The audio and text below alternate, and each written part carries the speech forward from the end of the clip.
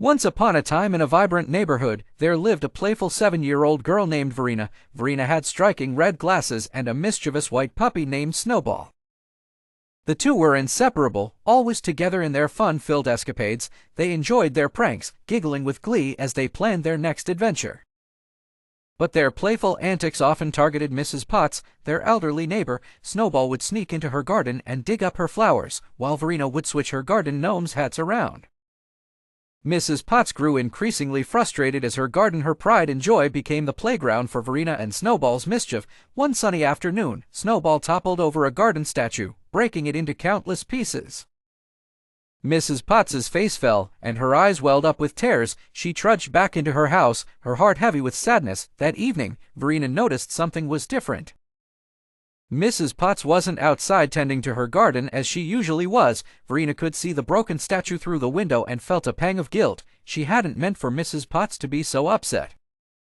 Snowball, sensing Verina's unease, nuzzled her gently. The next day, Verina's older cousin, Lily, came to visit. Lily was wise and understanding, a perfect confidant for Verina.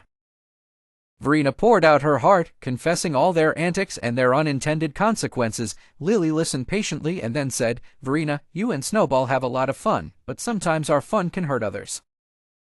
Mrs. Potts loves her garden, and when you play there, it's like someone messing up your favorite toy. How would you feel?" Verina hadn't thought of it that way before. She realized she needed to make things right.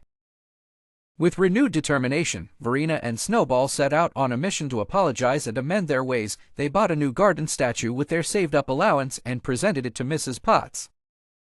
Verina expressed her sincere apology, promising not to play pranks in her garden again. Mrs. Potts's face softened, and she accepted their apology, thankful for their kindness. Over the following weeks, Verina and Snowball helped Mrs. Potts in her garden. They learned to plant flowers and care for the plants.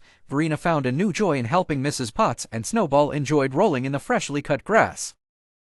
Their relationship blossomed, filled with respect and caring. Verina and Snowball's days were still filled with fun, but now they cherished the joy that came from making others happy.